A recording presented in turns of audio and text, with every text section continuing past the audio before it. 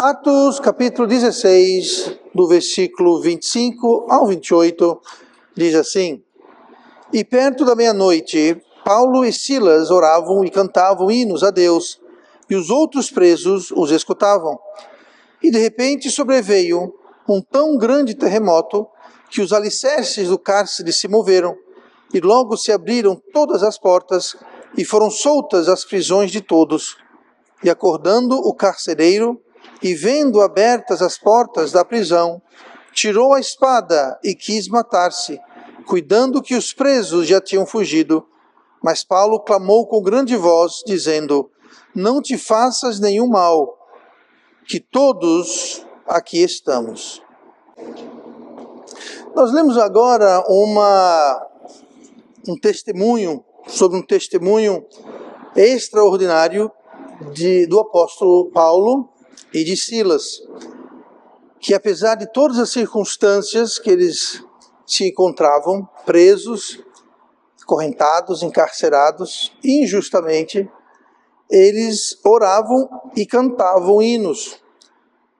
Se isso foi a causa do terremoto que sobreveio do que nós lemos, não vem muito ao caso para a questão e o tema que vamos tratar hoje, mas os resultados desse testemunho foram enormes, foram muito impactantes. O carcereiro em questão aqui, ele estava equivocado. Ele estava equivocado sobre a fuga. O texto fala que ele achava que todos tinham fugido. E isso implicaria, se fosse de fato uma fuga em massa, isso implicaria necessariamente na sua morte certa. Naquela época, o carcereiro respondia com sua vida por um prisioneiro. E aqui o relato é que abriu a prisão de todos. Então todas as correntes foram abertas, todas as portas foram abertas. Então não é que fugiu um ou dois ou três, fugiram todos. Então ele estava certo que ele ia pagar com a vida, tanto que ele deu a entender que ele ia se matar. Paulo falou, não se mate, inclusive fala, porque todos estamos aqui, ninguém fugiu, vai se matar, ninguém fugiu, você não vai ter que responder por ninguém, mas era comum naquela época. Um exemplo é que na ressurreição de Cristo, né, chegando agora para a Páscoa, olhe no versículo, em Mateus 28, versículo 11, a gente vê justamente isso, falando em guarda e carcereiro e prisioneiros. Lá em Mateus 28, a questão era que até um morto, no caso Cristo, foi guardado. Guardas o guardavam e os guardas responderiam severamente pela guarda daquele falecido, no caso Jesus. Então nós lemos aqui Mateus 28, versículo 11, após a ressurreição, naquela manhã, no primeiro dia da semana, quando Maria foi ao templo, e chegando lá, a pedra foi retirada, tinha um anjo sentado na pedra, e os guardas, assustados, estavam até caídos como mortos, o texto fala. Mas diz assim, o versículo 11 de Mateus 28. E quando iam, eis que alguns da guarda, chegando à cidade, anunciaram aos principais sacerdotes todas as coisas que havia acontecido. Isso aqui são os guardas que saíram do sepulcro, foram para a cidade e foram contar para os sacerdotes que tinha acontecido. Versículo 12. E congregados eles com os anciãos e tomando conselho entre si, deram muito dinheiro aos soldados, dizendo, dizei, vieram de noite os seus discípulos e dormindo nós o furtaram. E se isso chegar a ser ouvido pelo presidente, nós o persuadiremos e vos poremos em segurança. E eles, recebendo o dinheiro, fizeram como estavam instruídos, e foi divulgado este dito entre os judeus até o dia de hoje. Então você pergunta o judeu hoje, tá? Eu sei que esse hoje aqui em Mateus é um hoje bem lá atrás, mas até o dia de hoje, se perguntar para os judeus, não, que esse Jesus é um impostor, ele não ressuscitou nada, foram os seus discípulos que roubaram um corpo à noite e disseram que ele ressuscitou. Que história mal contada. Até hoje o judeu pensa isso. O judeu não crê em Cristo, acha que ele é um impostor e que ele não ressuscitou coisa nenhuma. Mas enfim, tudo isso para dizer que os carcereiros tinham uma responsabilidade até para guardar um túmulo de um falecido. Quanto mais o carcereiro lá em Filipe, que estava guardando, a Bíblia não fala quantos, mas eram mais do que Paulo e Silas, evidentemente, não sabemos quantos, mas eram mais. Ele responderia com a sua vida. Então o tema de hoje, que nós vamos falar, é o carcereiro equivocado. O carcereiro equivocado. Olha em Atos 16 e olha no versículo 29, a gente leu do 25 ao 28, vamos continuar a sequência lendo o 29. E pedindo luz, saltou dentro e, todo trêmulo, se prostrou ante Paulo e Silas. E tirando-os para fora, disse: Senhores, que é necessário que eu faça para ser salvo? Então aqui a primeira coisa que nós vemos sobre o carcereiro equivocado é que ele buscava salvação. Ele buscava salvação. Ele estava equivocado sobre a fuga. Ele pensou que todos fugiram, estava equivocado quanto a isso. Ele estava equivocado quanto à sua morte iminente. Ele pensava que ia morrer logo, então ia se matar para acabar logo com a agonia. Ele estava equivocado sobre isso, porém ele não estava equivocado sobre salvação. Ele não estava equivocado do que ele queria, do que ele buscava. Ele buscava salvação. Lembre que ele estava certo que ia morrer. Então isso deveria estar pesando, eu imagino, na sua mente. Não mais aqui no versículo 29, ele já não temia pela sua vida, porque Paulo assegurou no versículo 28 anterior que estava todo mundo lá. Então sabia que a sua vida não estava mais em perigo, porque não havia fugido ninguém. Mas ao se deparar com aquela situação toda, todas as portas abertas, todas as correntes caídas, ele não perguntou a Paulo ou a Silas o que faço para sobreviver. Porque os prisioneiros estavam soltos, todos estavam lá, mas estavam soltos. As portas abertas, eles podiam sair a qualquer momento. Mas ele não perguntou para Paulo e Silas o que eu faço para sobreviver, o que eu faço para não morrer. Eu vou me matar, você falou não se mate porque estamos todos aqui, mas ele não perguntou o que eu faço para sair dessa. Eu estou numa situação, a cadeia está destruída, as portas abertas. Do que serve uma prisão sem porta? Do que serve uma prisão sem ter as correntes para prender os presos? O que serve uma prisão onde os presos estão todos soltos? Então ele não estava perguntando para ele como resolvo o meu problema, como eu saio da situação em que eu me encontro, como que eu soluciono o que eu estou passando. Ele não perguntou isso. Ele foi claro, ele foi direto, ele foi sem equívoco algum. Ele disse que é necessário para ser salvo. Ele buscava, sim, a salvação. Muitas pessoas buscam Cristo, mas eles vão atrás de Deus, resolver algum problema, amenizar alguma situação. E entenda, não há absolutamente nada de errado com isso. Quisera todo mundo que tivesse um problema, todo mundo estivesse enfrentando uma situação, quisera sempre que alguém tenha um problema, a pessoa fosse diretamente a Cristo, fosse buscar a Deus, quisera que esse fosse o caso sempre. Mas o que eu digo é que nem sempre as pessoas vão buscar a Cristo buscando salvação em primeiro lugar. Nos quase 20 anos aqui da igreja, já tivemos pessoas que vieram para Cristo em busca de Deus, vieram para a igreja, eles tinham um problema. Estavam talvez desempregados, estavam talvez com uma doença, estavam com um problema na família, com o esposo, com a esposa, com os filhos, problema com o patrão. Eles tinham um problema. Buscavam solução. Buscavam mitigar as circunstâncias. Eu vou repetir, não há nada de errado com isso.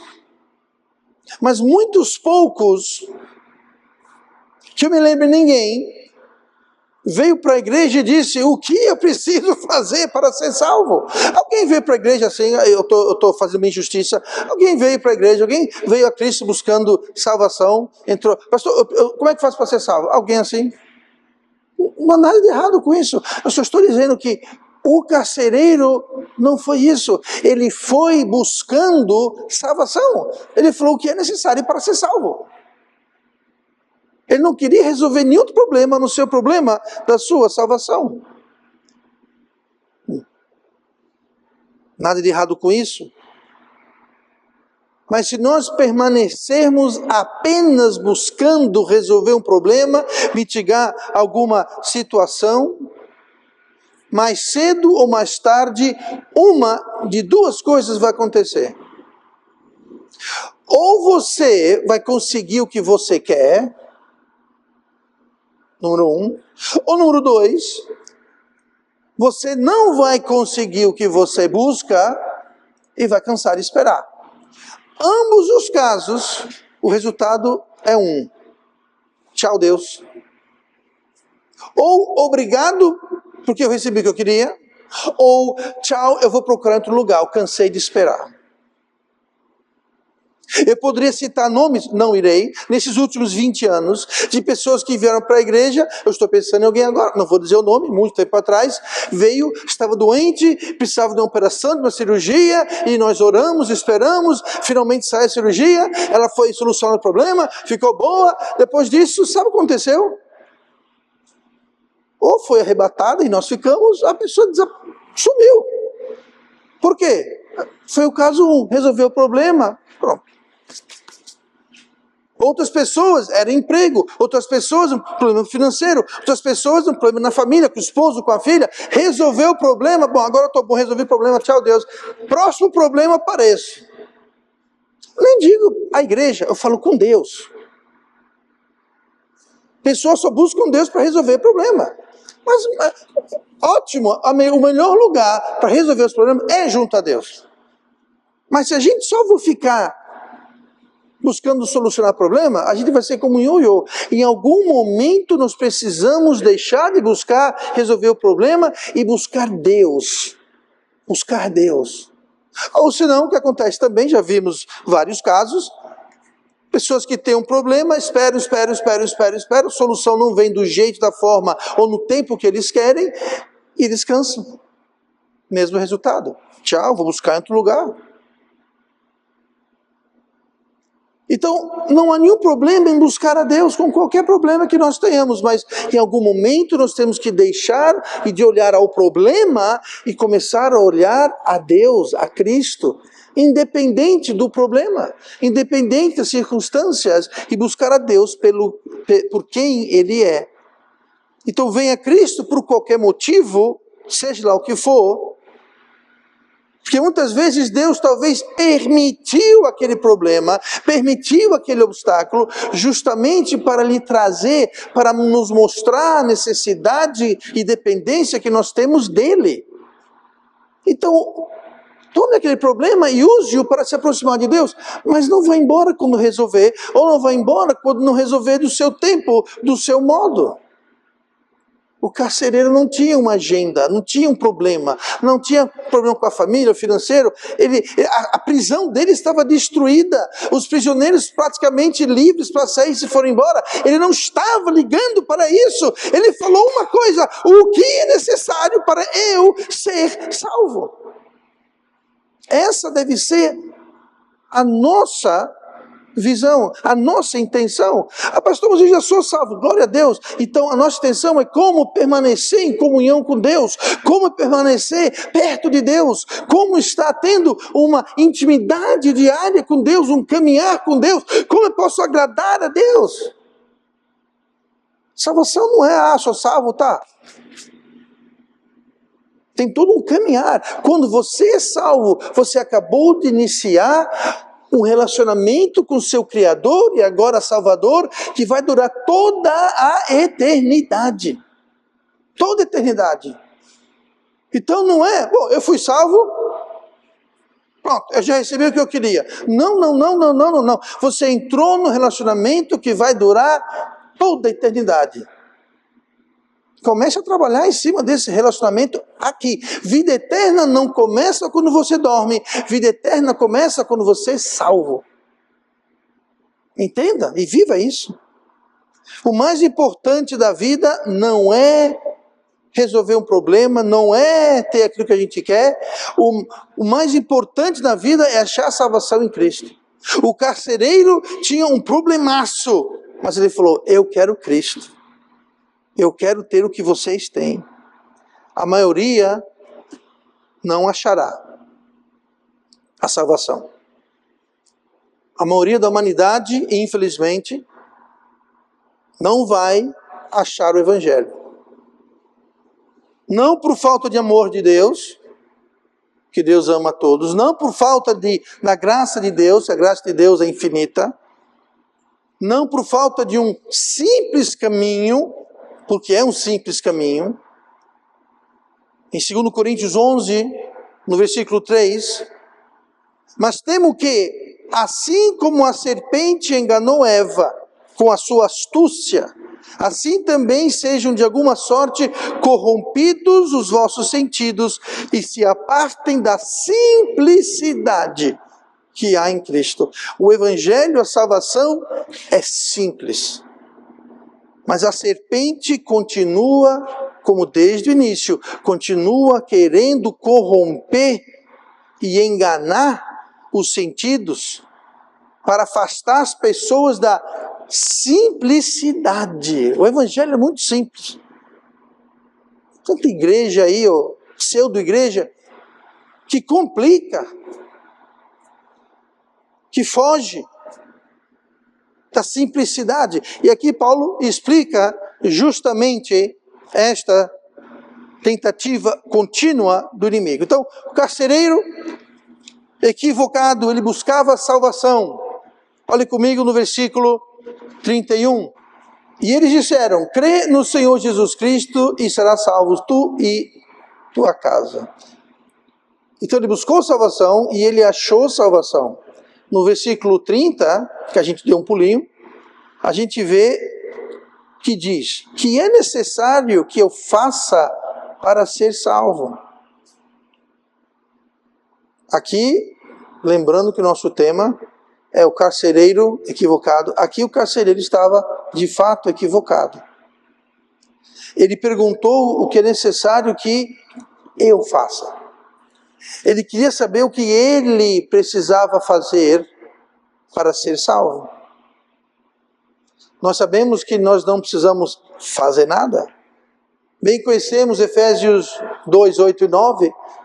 Pela graça sois salvos, por meio da fé. Isso não vem de vós, é dom de Deus, não vem das obras. O que é uma obra? Obra é algo que eu faço.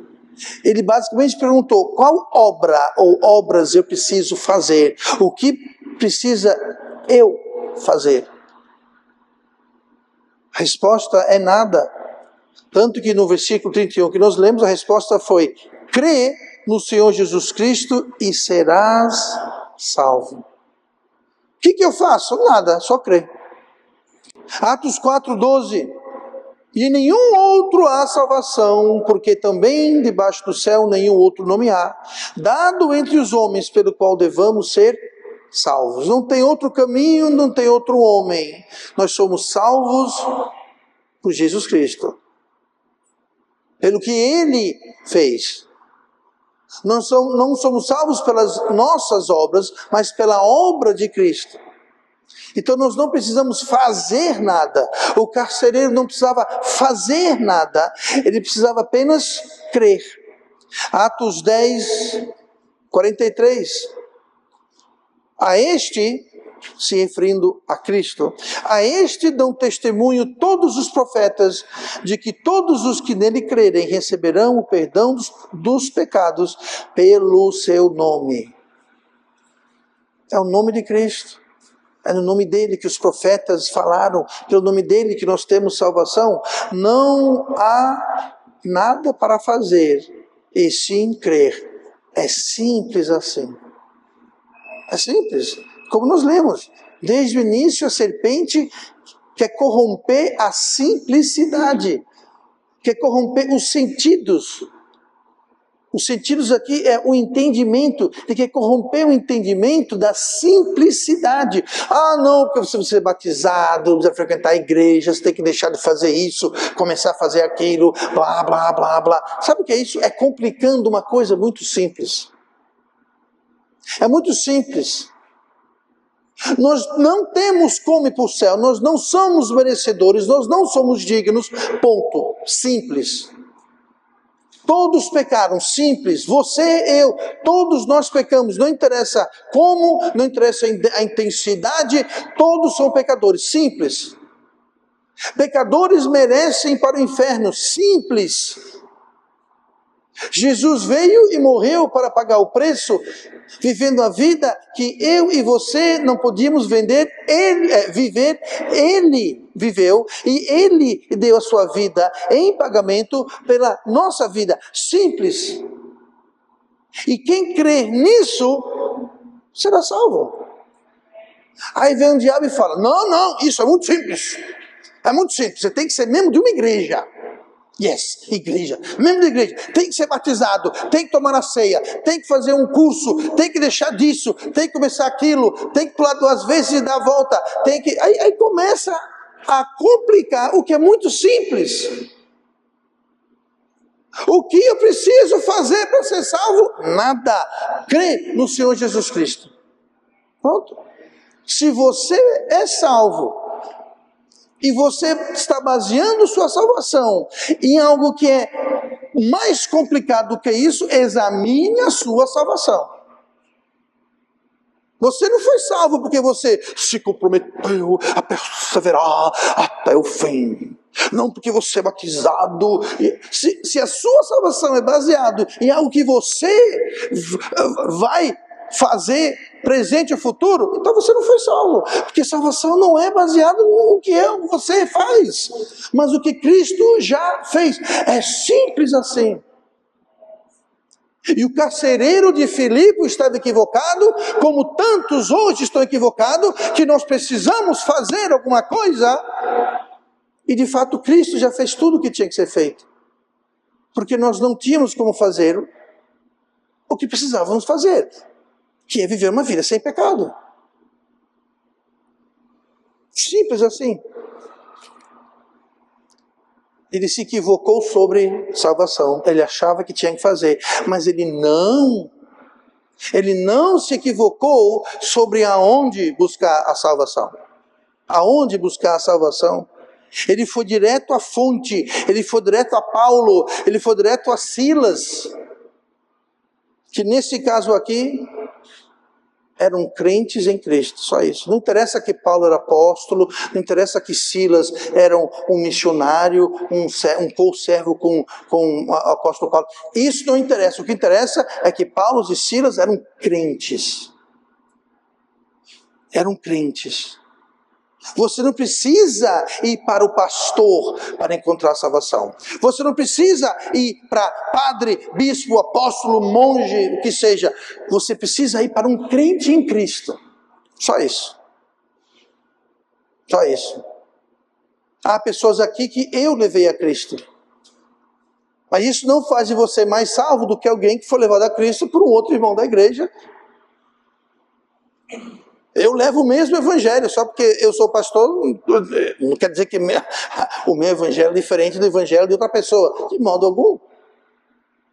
Todo crente em Cristo deveria ser uma fonte de salvação. Todo crente em Cristo deveria ministrar o evangelho. Tem um bebedouro, aliás, vários bebedouros, louvado seja Deus, eles dispensam água. Está com sede? Você vai para onde? Você vai para o bebedouro. Mas tem gente que figurativamente preferem beber do batistério. Eu estou dando um exemplo, gente, tá? Como assim, pastor? Mas se eu estou com sede espiritual, se eu estou com sede, é muito melhor beber água do batistério, porque o batistério são águas santas. Não são águas santas, é água da rede pública. Eu te garanto que está mais suja e impotável do que a que está nos dispensadores de água que nós temos. Nós devemos ser como aqueles bebedores. Está com sede? Eu vou para o bebedor. Cadê o Júnior? Está aqui. Está até acordado, que maravilha. Estou brincando. O Júnior, desde que ele se entende como gente, evangeliza. Você começou quantos anos, Júnior? 10 anos. Pergunte para ele, quantas vezes pessoas que ele tentava testemunhar falavam: para quem é você com 10 anos querendo dizer para mim o evangelho? Foi ou não foi? Rapaz, eu tenho 30, 40 anos, eu estou na igreja há tantos anos. Mas eram perdidos. Mas estavam escandalizados porque um jovem de 10 anos estava levando o evangelho para eles. Não interessa a idade, não interessa o cargo, não interessa se ele é feio ou bonito. Ele não era tão bonito como é hoje. Gosto não se discute, mas a verdade é essa. A fonte não interessa. Todo crente deve ser fonte de salvação. Você sabe apresentar Cristo a alguém? Eu não quero que você me responda, mas você sabe apresentar Cristo a alguém? Você sabe levar alguém a Cristo? Gente, levar alguém a Cristo é apresentar Cristo a Ele. Se a pessoa vai ou não aceitar a Cristo, não tem nada a ver com a gente. O nosso dever é apresentar Cristo. Paulo e Silas disseram: ser salvo, crê no Senhor Jesus Cristo. Pronto. Uma apresentação um tanto resumida, mas concordamos que o carcereiro aqui já tinha visto muito. Ele provavelmente tinha ouvido direta ou indiretamente, não sabemos por certo, o que Silas e Paulo estavam pregando em toda Filipos, pelo qual motivo eles se encontravam na prisão. Então ele talvez já tinha ouvido alguma coisa. E depois daquele terremoto, depois de ouvi-los cantar e orar, ele estava pronto. Ele estava convencido. Não precisou de muito. Quando a gente sai para evangelizar, o irmão João, um caso típico, ele parece ter um dom. Pega cada caso enrolado. A pessoa às vezes não está tão pronta. Ela quer saber o porquê disso, porquê daquilo. E está certo. Nós temos que responder. Tem gente que está mais pronto, como o carcereiro de Filipe. Tem gente que não está pronto, vai ter mais perguntas. Sinceras, honestas. E vai demorar um pouquinho de tempo para você tratar e abordar e lidar com todas as questões. Não há nada de errado com isso. Mas eu acho que o carcereiro de Filipe, após tudo que nós temos visto, eu acho que ele já estava pronto. E eles simplesmente disseram: crê no Senhor Jesus Cristo. E foi o que ele fez, ele foi salvo. Ele também não se equivocou de como receber a salvação. Ele ouviu, ele creu, ele recebeu. Isso é salvação. Você não pode receber se você não crê. Você não pode crer se você não ouvir. Isso já é matéria para outra mensagem. Mas a gente vê que no versículo 33 fala que ele logo foi batizado. E se ele foi batizado, significa o quê? Que ele foi salvo. Ué, pastor, mas é tão rápido assim? Ele foi salvo, foi logo batizando assim, não fez um curso, não precisou esperar 3, 6, 9, 10, 20 meses, não precisou. Faz o seguinte, me mostre um versículo na Bíblia onde alguém precisou esperar algum período, fazer algum curso, ou comprovar alguma coisa, depois da salvação e o batismo, que você traz a sua resposta. Não tem, em todo caso foi salvo, batizado, foi salvo, batizado, foi salvo, batizado. Filipe falando com o eunuco falou: o que me impede de ser batizado? Creio, aqui tem água, vamos descer, batizar, acabou. Sempre assim. Atos 2, uma grande multidão foi salva, e todos foram batizados naquele mesmo dia. É o jeito da Bíblia. Então ele foi salvo, foi batizado. Apesar dos equívocos iniciais, ele foi honesto, ele foi humilde, ele foi salvo. O carcereiro foi salvo. Ele buscou salvação, ele achou salvação. Agora olha o versículo 3. nós vamos ver que além de buscar e achar, ele trouxe salvação. Ele buscou, ele achou, ele trouxe salvação. Versículo 32 de Atos 16. E lhe pregavam a palavra do Senhor e a todos os que estavam em sua casa. Ele não estava equivocado quanto ao desejo que ele tinha que os seus, sua família, fosse salva.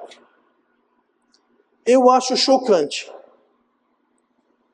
alguém ter o evangelho, ouvir o evangelho e não levar ou ter o desejo de levar o evangelho aos seus queridos, familiares, amigos. Eu não compreendo isso. Quando eu fui salvo, no dia 21 de julho de 1991, todo mundo sabe disso,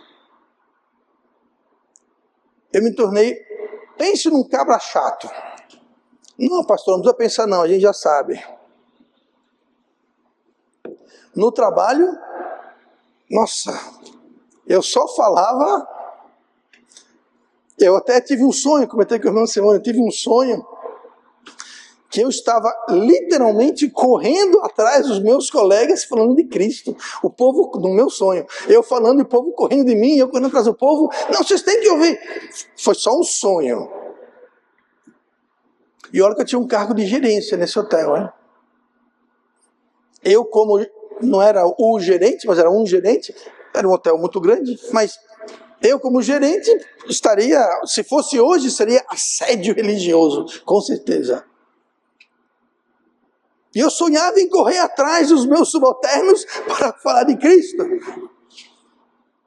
Eu sonhava com isso. Meus irmãos, todo mundo, era um caso sério. Por quê? Porque eu queria que eles soubessem de Cristo. Eu recebi salvação, eu sei que eu vou para o céu, eu fui perdoado, eu sou um filho de Deus. Eu quero que todo mundo saiba, especialmente da minha família, meus amigos, meus colegas. De passagem, eu perdi muitos amigos por causa disso. Não porque eu queria falar, mas porque eu me tornei. Sabe, você não precisa se afastar do mundo. Se você for um crente fiel, o mundo se afasta de você. O mundo se afasta de você. Mas enfim. Devemos ser o portal, o canal, os pioneiros em nossas famílias. Tem família que, pessoas aqui que na sua família, você é o primeiro. Muitos não, glória a Deus. Eu sei que há famílias aqui, pessoas aqui que o pai, a mãe, o irmão, ótimo, glória a Deus, maravilha. Mas pode ser que na sua família você é o primeiro, você é o pioneiro. Na minha família foi assim. A irmã Simone foi assim, nós somos os primeiros crentes da nossa geração. Reza a lenda que a minha avó, da parte de mãe, era crente. Ela faleceu, era muito novinho, mas me é dito que ela orava. Eu sou mais velho, que ela orava por mim. Se deu certo ou não, não sei, mas devemos ser pioneiros. O portal, a entrada. O carcereiro não tinha equívoco sobre isso. Ele foi o canal de entrada do evangelho na casa, na família, na geração dele. Ele foi cuidadoso para levar o evangelho à sua casa. Atos 16, 34. E levando-os à sua casa, depois à mesa, e alegrou-se de que com toda a sua casa havia crido em Deus. Toda a sua casa. Ele levou eles para casa. E se alegraram que todos foram salvos. Quanto mais nós somos responsáveis de levar o evangelho a toda criatura, sim, somos. Nós somos responsáveis por levar o evangelho a toda criatura, quanto mais os da nossa família. Da nossa família. Nem sempre é fácil. Para a família especialmente, nem sempre é fácil, mas precisamos tentar, precisamos orar, porque se nós não pudermos levar, Deus pode levantar uma outra pessoa para ir. E muitas vezes nós podemos ser a resposta de oração de outra pessoa para levar o Evangelho. Pense nisso. Se você não pode levar, digamos, o seu irmão a Cristo, você pode levar o irmão de outra pessoa a Cristo. Se você não pode levar a sua mãe, o seu pai a Cristo, outra pessoa pode levar o seu pai e sua mãe a Cristo. Mas precisamos estar orando por eles. Orando. Entendendo que nós podemos ser a resposta de oração de uma outra pessoa. Oremos. Se nós achamos salvação, glória a Deus. Mas agora precisamos levar. Atos 1, versículo 8. Ser-me-eis testemunhas, tanto em Jerusalém, como em toda a Judéia e Samaria, e até os confins da terra. Sabe o que é isso? Missões. E todos devem participar de missões. O que nós vamos dizer a Cristo? Sim, Senhor, obrigado, fui salvo, foi ótimo. Mas não passou de mim, morreu comigo. Eu não falei para ninguém, eu não levei para ninguém, eu não ajudei, eu não orei ninguém, um missionário, eu não contribuí, eu não fiz nada, eu fui salvo. Senhor Jesus, muito obrigado, excelente, nota 10.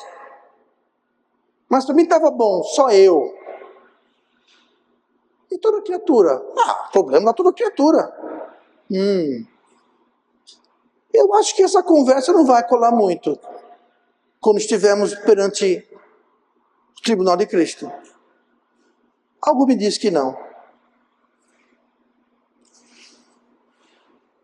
Sabe o que é, pastor? É que eu não sei. Aprenda. Nós aprendemos a tudo. A falar, a andar, a comer, a dirigir. Uma profissão, a escrever, a ler. Então aprenda a levar o Evangelho. Qual o problema? Pastor, é que eu não tenho tempo. Então se organize e faça tempo. É que sou muito ocupado. Se desocupe. É que eu não estou afim. Vá sem estar afim. Vá mesmo assim. Mas vá. Vá.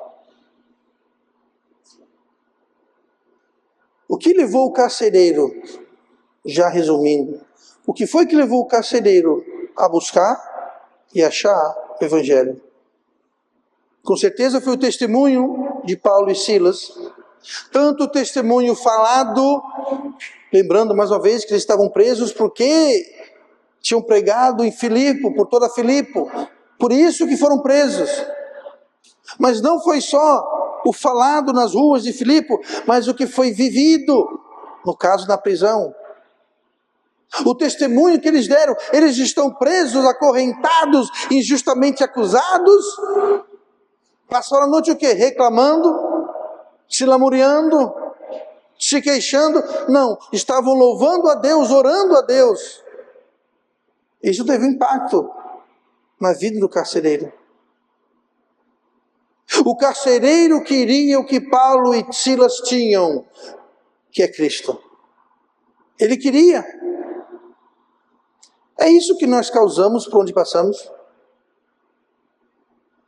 Nós causamos uma sede, um desejo de conhecer e receber Cristo. Em nossa família, em nossa vizinhança, em nosso local de trabalho ou de estudo. As pessoas olham para a gente e falam, eu queria ser como essa pessoa, eu queria ter o que essa pessoa tem. Eu não estou falando de você ter algo material, eu falo de você ter essa paz, e ter essa paz radiante, de estar exuberando o poder e a graça de Deus. Eu te garanto que o carcereiro não estava olhando e querendo estar preso injustamente como Paulo e Silas. Esse não era o que o atraía. O que o atraía era que, apesar de estarem presos, apesar de estarem injustamente acusados, apesar de tudo isso, eles estavam louvando e orando ao Deus dele. Isso ele queria, é isso que nós deixamos, é esse o sabor que nós passamos, é esse o odor que nós exalamos por onde passamos? Ou será que as pessoas nem se dão conta que tu é crente? Eu nunca saberia. Mas tu é igualzinho ao mundo, tu é igualzinho a mim. Nós somos um povo peculiar, uma nação santa, um povo adquirido, que se a gente é igual a todo mundo, os outros presos, a Bíblia fala que Paulo e Silas oravam e cantavam hinos, e os presos o quê? Ouviam. Eles não estavam louvando a Deus, ou orando a Deus, ou cantando hinos.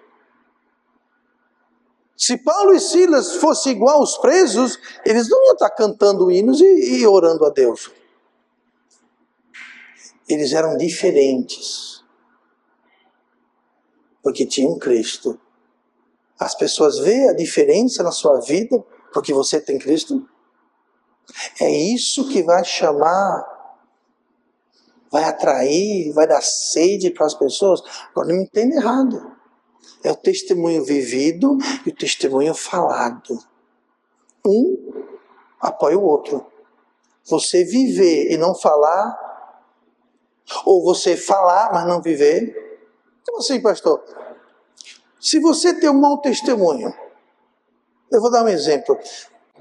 Lembra que os anjos vieram e disseram assim, olha, é o seguinte, somos 2 anjos aqui, tal coisa, nós vamos destruir aqui. Vamos embora aqui. Ele falou, peraí, deixa eu avisar os meus genros. Genrinhos, Deus vai destruir. Eles disseram o quê? Quem vai destruir? Deus. Você vem falar de Deus? Você tá com brincadeira, né? Não deram valor à palavra dele, porque o testemunho dele... Bom, ele não tinha testemunho, esse era o problema. Aí quando ele foi falar de Deus e de salvação, ou seja, sair da cidade que ia cair fogo e enxofre, eles não acreditaram nele, não deram ouvidos para ele. Por quê? Porque não tinha testemunho. Ele só tinha, ó, nhé, nhé, nhé, nhé, nhé. Então não adianta você só viver uma vida, e também não adianta você só falar, sem ter o lastro de uma vida dedicada a agradar a Deus. Quando você sai para evangelizar, como ontem, quando se sai para evangelizar, você já está demonstrando para as pessoas que você quer agradar a Deus. Porque você já está lá, você sacrificou do seu tempo, você deu da sua vida, você deixou de fazer algo, já está agradando Deus. Número 2, você está falando. Então nós temos testemunho vivido porque você foi. E o testemunho falado porque você pregou. Ide, pregai. Testemunho duplo. Ide, pregai. Já está provado. Se a pessoa vai não ser salva, aí entre ela e Deus. Mas você foi. E você pregou. Um potencializa o outro. Agora, para você crente, você que já tem Cristo, continue buscando. Não a salvação, se você é salvo, não tem que buscar a salvação, você já é salvo, mas busque a Deus, siga a Deus, sirva a Deus, sirva a Deus. Porque o mundo está cheio de carcereiros equivocados como esse aqui. O mundo está cheio de pessoas que estão equivocadas em relação a como ser salvo. E tem um monte de falso profeta, falso mestre, falso pastor, falsa religião lá fora. Não, isso não falta nesse mundo. E cabe a nós sermos os Silas e os Paulos para levar o Evangelho e mostrar ao mundo equivocado Cristo Jesus, o Salvador do mundo.